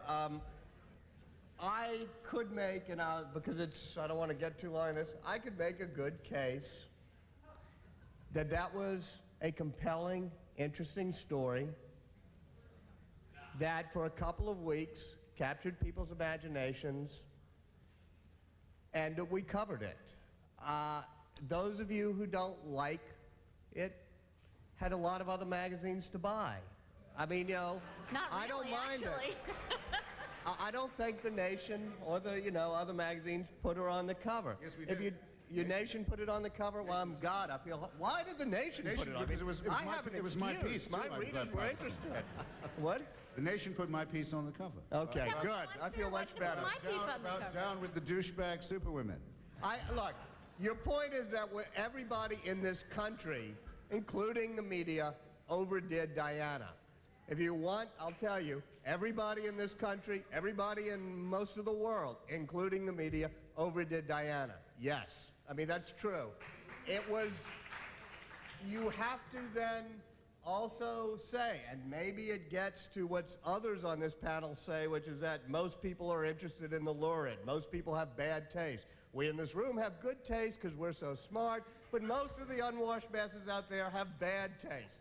I'm not exactly of that mindset, but I know it's sort of the mindset of panels like this, that most people out there in the unwashed are interested in the lurid or something. It is not just true them. that people were interested in Princess Diana. Do I think it was horribly wrong that people were interested in Princess Diana and the tale that went around it? Not particularly. I don't think that it was, it wasn't as baffling to me as the interest in, say, Jean-Benet Ramsey or even O.J. I think it was a moderately interesting tale of our time. And if we want to get all snobbish about it, we can say, isn't it horrible that all those people out there got up and watched the funeral and bought the magazines and watched the TV shows? And I'm sure you all would feel really good thinking how horrible it is these people cared about it. I don't particularly feel it was that horrible that people found that story interesting for a couple of weeks. Well, Walter, it isn't, we're not really talking about the people who read the news. We're talking about you who generated it. You know, that there's a difference between... I don't think I generated interest in that story. I think a lot of us in the media were somewhat surprised at the explosion of interest. Would you be? It is. Let me interrupt you to say, Lane Bernardos, who is in charge of special, he was in charge of Yeah, poor special Lane. events Nice at guy, CBS, too. was not on this panel tonight because he was demoted as a result of hesitating for a few minutes at CBS on whether or not they would go live in covering the reported accident in Paris. So I wonder, Walter, if you had not gone on the cover, that's a true story, that's a fact. If you had not gone on the cover with Diana, would you be here tonight? Or would you be going back to Oxford? Going back to New Orleans. Actually, I started work to make Christopher feel an ally of mine. I started work 22 years ago with Christopher in Dundee, Scotland, as reporters for the Sunday Times of London. So true, and that's shows how result- old Christopher is. And the Lord Provost of Dundee, I think, is still in jail, thanks to what Walter and I did. Yes, those were in the good old days before I covered princesses. I did not have a particular. I think whoever, Norm Pearlstein or whatever would have thought I was a bit kooky not to have put this on the cover of Time magazine. It wasn't much of a hesitation that when the Princess of Wales gets killed in a car crash, in a situation like that. I don't know. I didn't have second thoughts. I said, oh, that's a couple. People who thought she was their Queen of Hearts and the People's Princess. No, they did not. They went wall to wall telling you she was Queen of your heart. And you were the people of whom she was the princess. All right? And not only was someone fired at CBS for not covering it wall to wall in the right way, but the New York Times television critic published a jeering article saying, why was CBS so late in going wall to wall on this coverage and making us all inclusive and part of we and us? Why did they do that? By then, the BBC on the second day had gone back to normal programming. But every American network decided, no, it's got to be Banana Republic. It's got to be one-party state. It's got to be we. So why don't you learn to ask an intelligent question? Then you can put Mr. Isaacson on the spot about what kind of coverage he gives you, not how much. Let me combine what I think they come in this order, but let me combine what seem to me to be two intelligent questions. But we will still give banal answers. The barrage of cynical and materialistic messages from the media, which have the effect of convincing more and more people that there's no point in getting involved in political and social change movements because things will never get better. That statement, asking us to talk about that, blends into the next question. Why are we having this debate yet again? Walter Isaacson's protestation notwithstanding, we all know what the story is on corporate control of the mass media. Why aren't we, and I'm wondering about that, whether the we includes journalists or not, or is it presumed to include journalists and audience, why aren't we instead debating what the progressive agenda is and how we can further it? Mark, how about taking that? Okay. I'm glad you asked that question. I would like to suggest that people try to get hold of an op-ed piece that was in Newsday on Wednesday that I wrote with Robert McChesney, who's a great scholar of the media, I think, in which we tried to propose a very basic program, a series of steps that might constitute the beginning of a mass movement for thorough and meaningful media reform. Certainly, in the past, as Kathy suggests and as Walter agrees, there was no golden age.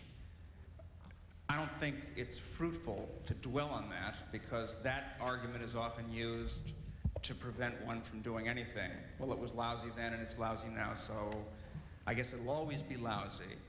Certain things have gotten worse, actually. Many things were bad to begin with and are bad now. Well, we have an unprecedented situation. We do. We have all the culture industries and our mainstream journalism dominated to an unprecedented extent by a very few huge profit-making entities, some of which are into weapons research. So I'm just going to make the following statement, which is just a very rough paraphrase of the piece that was in Newsday on Wednesday. The first step is to a world of global media, because I think we have to break these huge companies down so that people like Walter can be free to do the kind of journalism that he happens to be very good at. Nothing personal. This visual example notwithstanding. Now that's one. Two, until we can repeal the Telecommunications Act of 1996 and charge these corporations for their use of the airwaves and TV spectrum, as we ought to be doing, a regular toll. I think there should be a 7 to 8% tax on all mass advertising, okay, which is many billions of dollars. That fund would then help subsidize the following. Step 3, a genuinely independent, healthy public broadcasting sector, so that the managers of PBS and NPR don't have to go kowtow to the trogs of Congress or go whoring after corporate underwriting, which is another word for advertising. And public sphere should also include genuine community and public access stations, okay? 3, these corporations should divest their news divisions. You know, you can't expect reliable journalism from the likes of General Electric. Let's be realistic here, okay? That's impossible. And finally, an outright ban on all advertising to children, which is morally indefensible. We should follow the lead of Sweden, which bans such advertising.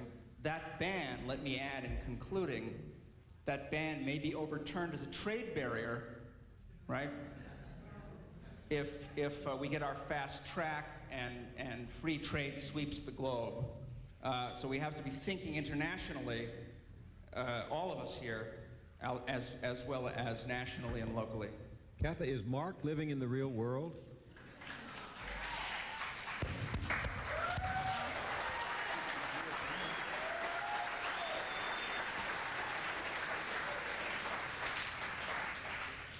Well, you might ask if someone believes that women should make as much as men for the same work are living in the real world, or if they should be able to go to an abortion clinic without having to face a lot of religious nuts or living in the real world. I can't really speak to the details of Mark's proposal. They sound pretty interesting. And of course, once you say Sweden, everybody thinks, oh yeah, sure, right, yeah. I think you have to start somewhere. So I think a question like that is it's kind of a downer, isn't it? Well, let me ask you what it suggests the progressive debate the audience was asking about is up against. Yes, it does. But I would add something too, is that, you know, I think that beyond the question of ownership, which I don't mean to minimize, there is also the question of politics. I would say that, you know, a major thing that has happened, we haven't talked about at all, is that the media doesn't just follow corporate lords up there. It also sets itself on the political spectrum the way the political spectrum actually is. And the whole country has moved in some ways very much to the right. And it's reflected in the media, and it's partly created by the media, but it also is really happening. And so then you find, for example, Mother Jones. Mother Jones now, I read Mother Jones and I think, well, am I reading the New Republic or what? They're against affirmative action. They run a fawning portrait of Ward Connerly, who was the regent at the University of California. By that piece. Well, weren't you? Well, I was Ask amazed. I I thought, read where- Mother Jones to get re-energized. Well, exactly, and they have an editorial castigating progressive activists for being too atheistic, and I'm thinking, I wish. Where are these atheistical progressive organizers? I want to give each of them an atheistical hug. So this is our media, and I could look at The Nation too, and I could point to articles and choices of Go for it. Go for it. Well, I mean, there is the like last week, and there was the article about how women journalists who are mothers shouldn't take dangerous assignments, but it's okay for the men. I think that, there is something going on with the alternative media, I'm trying to say, isn't so alternative. When I can go to the hairdresser and I can open Marie Claire, which is a corporate publication, and I can see a glowing tribute to female eco-warriors who risk life and limb, poverty and jail, and have children to protect the temperate rainforests of the Pacific Northwest. And I turn to The Nation, and The Nation is saying, well, everyone should just stay home if they have a baby. Well, where am I? Time Warner bought The Nation magazine a couple of weeks ago. Time Warner bought The Nation magazine a couple of weeks ago. It just So hasn't we're come getting out yet. big raises, I wish I could go on with all of these questions, but in the last 9 minutes, I'd just like to give the last word to the panelists because I denied them the first word almost 2 hours ago. And I'm going to give Katha the last of the words when we get through this. I'd just like to ask each panelist, starting with Mark, what is the question you wish or you think we should have asked tonight? Oh, I don't know what question you should have asked tonight. But I have something to say to conclude, okay? What is the answer you would like to have given tonight? We used to see this on Johnny Carson. We don't have to do it tonight. I want to talk a little bit about the real world, okay? And I want to tell a story that may seem to you, Catholic, like it comes from one of your worst nightmares. But I was on C-SPAN debating this guy who runs a thing called the Media Institute, which is basically, I think, a front for the National Association of Broadcasters. They lobby against excessive regulation on the broadcast industry, okay? So he was there and I was there, and he kept saying, just, no more regulation, everything will be fine. Every call that came in was hostile to the media. Every single call. Very few of the calls were progressive. Some of the calls were from Nazis. I mean, I'm not exaggerating. I also got a letter from a guy who was a retired Air Force pilot and spoke proudly of the missions he'd flown over Korea and Vietnam. I mean, this is the kind of guy that I would not agree with about anything. But he was wholehearted in his agreement with the need to break these giants down. There's a populist strain, in other words, that sometimes may be odious to a lot of the people in here, including me, in certain ways. But if we're going to talk about the real world, and if we're going to do anything politically, ultimately, as far as the media is concerned, we're going to have to try to talk to a lot of very different people, that is, very different from ourselves.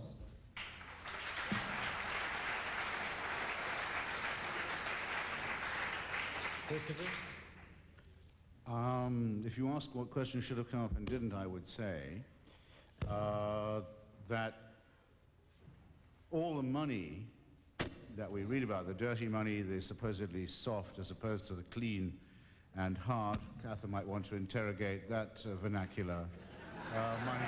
Afterwards. That's been washing around and robbing us of a political system or of a democratic election is all raised, of course, to be spent on the media, and you wouldn't really know that, would you, from the way that the media doesn't report it.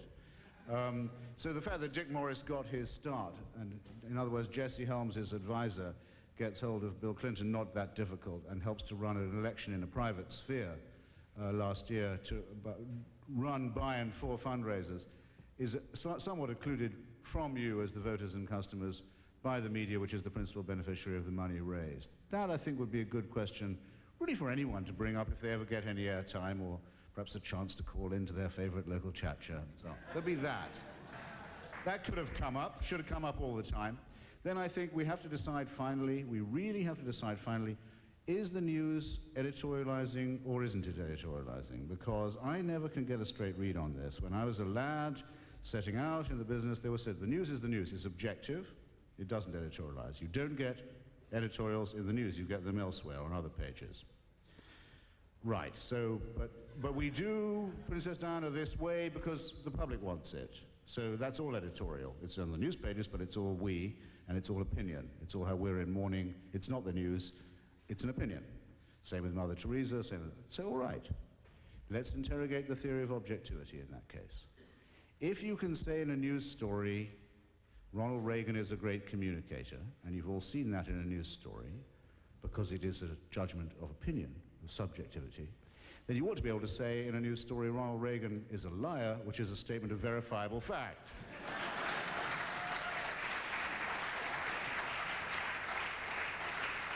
The reason you will see one in an objective news story, because it's a subjective matter of opinion, and not the other because it's an objective matter of fact, is to do with the ideology of objectivity, which I have no time for this evening. Good question. Go on. Well, I'm going to just skip the question thing and go on to potential solutions, which is what I've been saying all night. First of all, for people who work in the mainstream media, as I do, and, you know, of course, I also do work, I mean, I have my own website. I work on all levels, but my main job is in the mainstream media. People in the mainstream media need to pitch and keep pitching. I will try to pitch a sweatshop story. Next week am doing a clean elections, clean finance story. If you ask, sometimes you receive. And so I think it's incumbent upon us in the mainstream media to actually not be afraid to ask to do stories that we think might be unpopular. For people in the alternative media, look around you. Look to the left, look to the right. How many people of color, how many gays and lesbians? I mean, we need our own housekeeping as well as, you know, critiquing the mainstream media. Third, work small as well as large. And by that I mean people say, oh, if I just write one letter, it won't matter. Well, that's why every week the letters column is filled with absolutely insipid, asinine things. So don't be afraid to do small actions as well as large ones.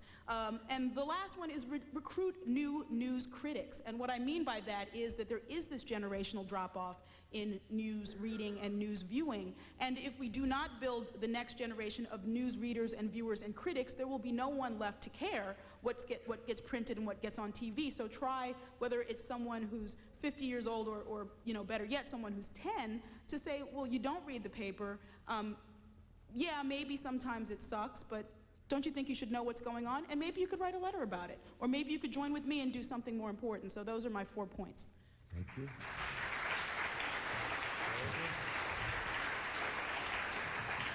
If I sort of had a few proposals to follow on Farai's question of what we should do, I think the biggest problem we have in the mainstream press and even the alternative press is that we're so goddamn out of touch. We really don't know what people talk about in this country. We become snobby and elitist.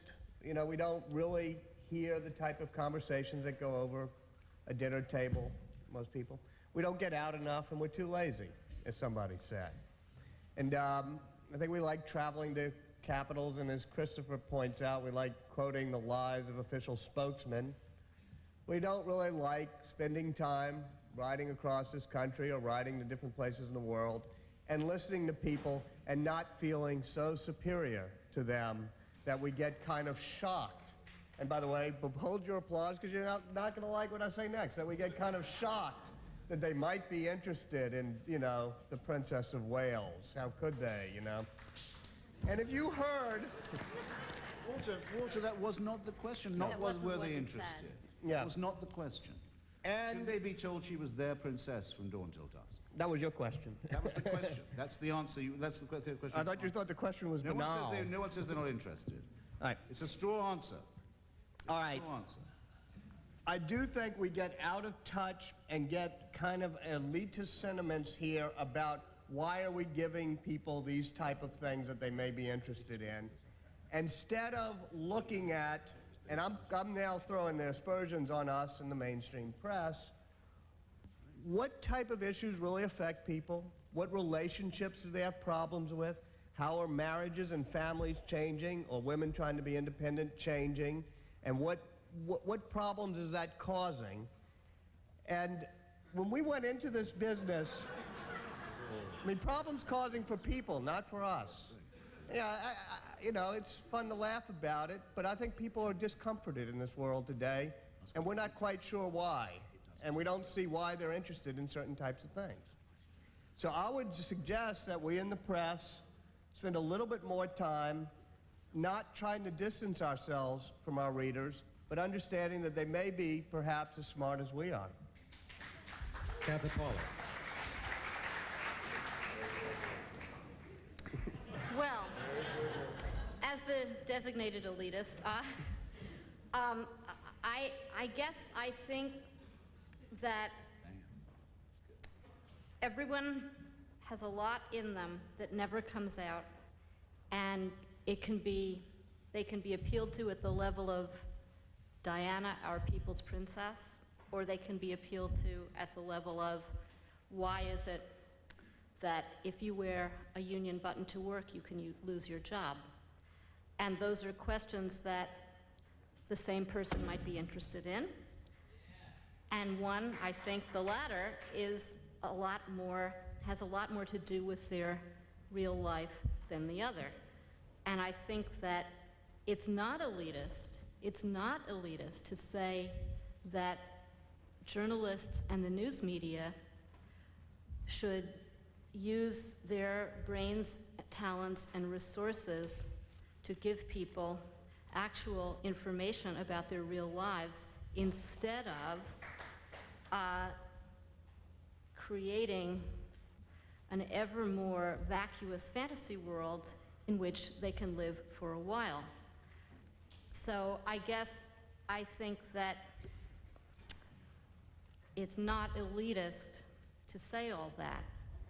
And that the mass media, I think Christopher's point was very good, that there is this kind of weird dance of populist elitism going on, where that if you want to say, let's look at something a little closer, let's cover this story in a different way, let's resist something a little bit, then you get to be the odd man out, the person who went to college, the person who thinks she or he is better than everybody else. But in fact, everyone in the media went to college. You know, it's a joke that anybody is truly connected with the conceived reader who weeps for Princess Di, although there are people in our social class who did that too.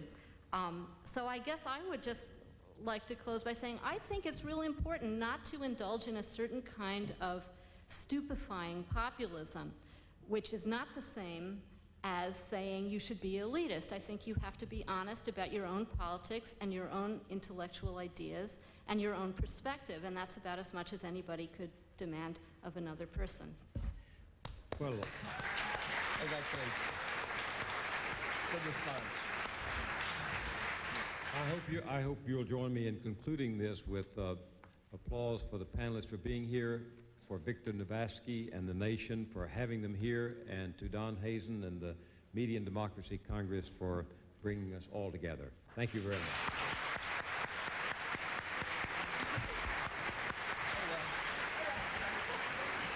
Someday I'm going to go watch the podcast. I do think that I can't say we did that very well. No, you did very well in a very difficult. Man, I tell you, me and the living boy. Oh boy, yeah. Why'd you say yes? Victor must really. I told Victor no 4 times. I even said I'd be I did too. I kept saying no. I really did. I will see you in Washington, if not in San Francisco. Promise you'll call. Hey. Fantastic. Yeah. If you're ever in Washington, I'm the only Hitchens in the book. Excellent. If you ever want to have a lunch. And you're actually in the book? Yes, I'm Great the only man. one who is. No, I'd love to. Really? Yes, I go there all the time. That is so great. I've attended under 4 names. Yeah. Well, what are the Rhodesia, Zimbabwe, Southern Rhodesia. Right. I went and Mr. Chamirera is a friend of I mine. have forgotten Southern. Brief. I mean, I go there all the time. Yeah.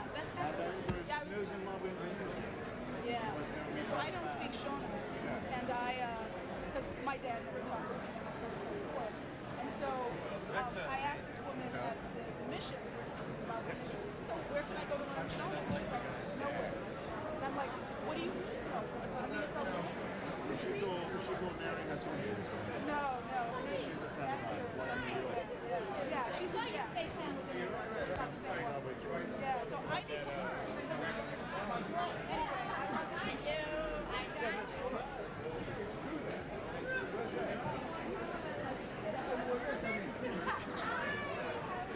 I heard about it.